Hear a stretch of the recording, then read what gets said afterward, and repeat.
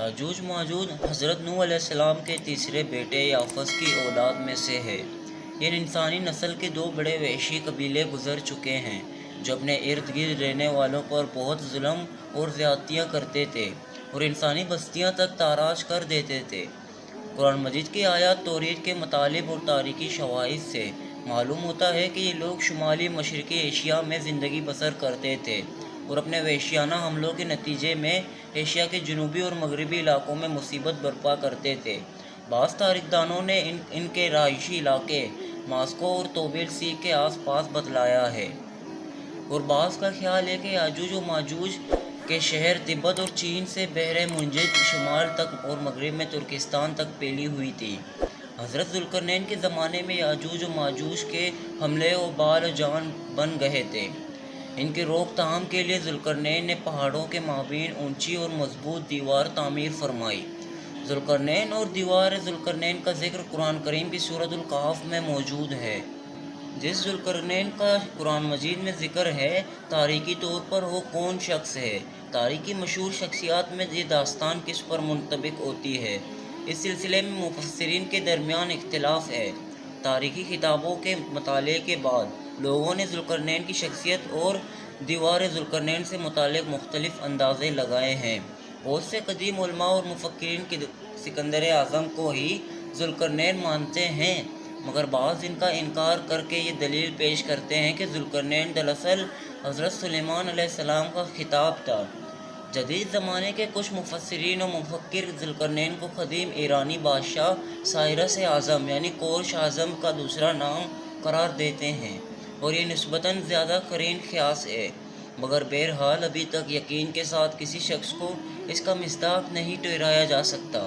ذوالقرنین کی بابت قرآن نے صراحت کی ہے کہ وہ ایسا حکمران تھا جس کو اللہ نے اسباب و وسائل کی فراوانی سے نوازا تھا۔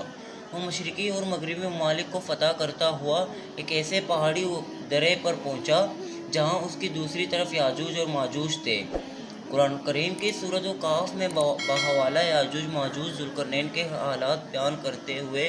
فرمایا گیا ہے کہ جب وہ اپنی شمالی مہم کے دوران 100 دیواروں یعنی پہاڑوں کے درمیان پہنچا تو وہاں اسے ایسی قوم ملی جس کی زبان ناقابل فہم تھی۔ تاہم جب ترجمان کے ذریعے گفتگو ہوئی تو انہوں نے عرض کیا کہ یاجوج ماجوج اس سرزمین پر فساد پھیلاتے ہیں، لہٰذا تو ہمارے ان کے درمیان ایک دیوار تعمیر کر دے۔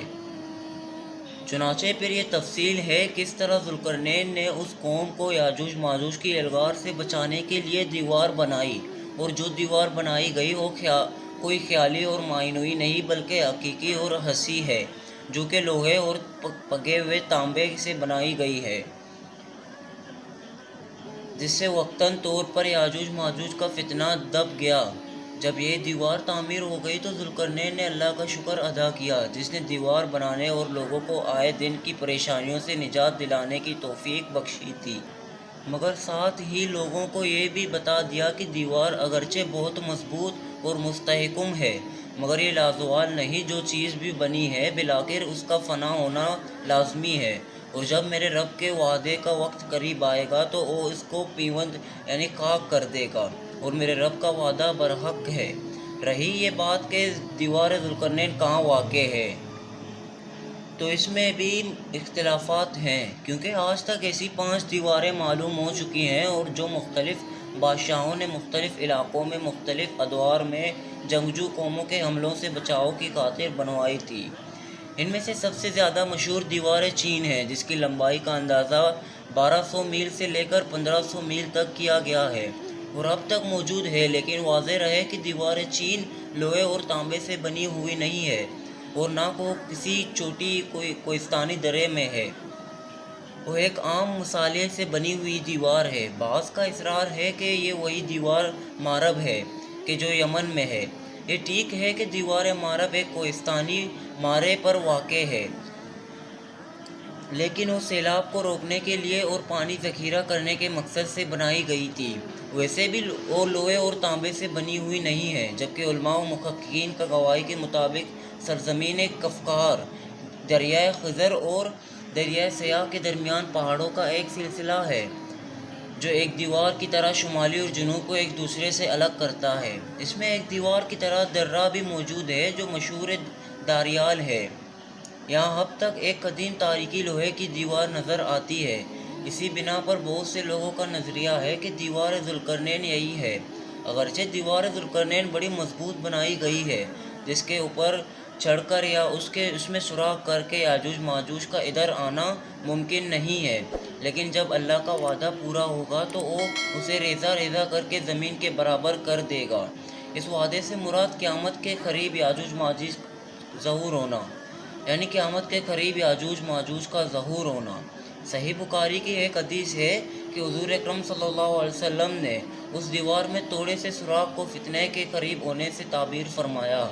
ایک اور حدیث میں آتا ہے کہ یاجوج و ماجوج ہر روز اس دیوار کو کھودتے ہیں اور پھر کل کے لیے چھوڑ دیتے ہیں، لیکن جب اللہ کی مشیت ان کے خروج ہوگی تو پھر وہ کہیں گے کل انشاءاللہ اس کو کھودیں گے، اور پھر دوسرے دن وہ اس سے نکلنے میں کامیاب ہو جائیں گے اور زمین میں فساد پھیلائیں گے،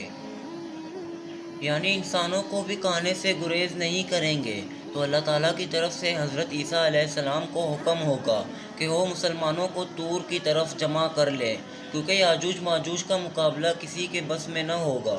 حضرت عیسیٰ اور ان کے ساتھی اس وقت ایسی جگہ کھڑے ہوں گے جہاں غذا کی سخت قلت ہوگی۔ پھر لوگوں کی درخواست پر حضرت عیسیٰ علیہ السلام یاجوج ماجوج کے لیے بد دعا فرمائیں گے، بس اللہ تعالیٰ ان کی گردنوں اور کانوں میں کیڑا پیدا کر دے گا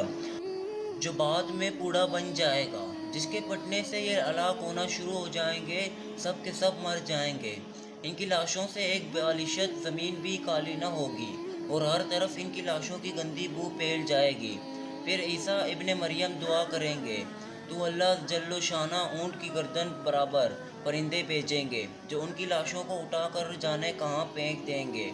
پھر ایک بارش ہوگی جس سے کل زمین صاف شفاف ہو جائے گی اور ہر طرف ہریالی و خوشحالی ہوگی۔ صحیح مسلم میں نواس بن سمعان کی روایت ہے کہ صراحت کہ یاجوج ماجوج کا ظہور حضرت عیسیٰ علیہ السلام کے نزول کے بعد ان کی موجودگی میں ہوگا، جس سے ان کے مفسرین کی تردید ہو جاتی ہے جو کہتے ہیں کہ تاتاریوں کا مسلمانوں پر حملہ یا منگول ترک جن میں سے چنگیز بھی تھا، یا روسی اور چینی قومیں یہی یاجوج و ماجوج ہیں جن کا ظہور ہو چکا ہے، یا مغربی قومیں ان کا مصداق ہیں کہ پوری دنیا میں ان کا غلبہ و سلط ہے۔ یہ سب باتیں غلط ہیں، کیونکہ یاجوج و ماجوج کے غلبے سے سیاسی غلبہ مراد نہیں ہے، بلکہ قتل و غارت گری و شر و فساد کی عارضی غلبہ ہے، جس کا مقابلہ کرنے کی طاقت مسلکی، تاہم پھر وبائی مرض پھیل جائے گی کہ سب کے سب آہن واحد میں لقمہ اجل ہو جائیں گے۔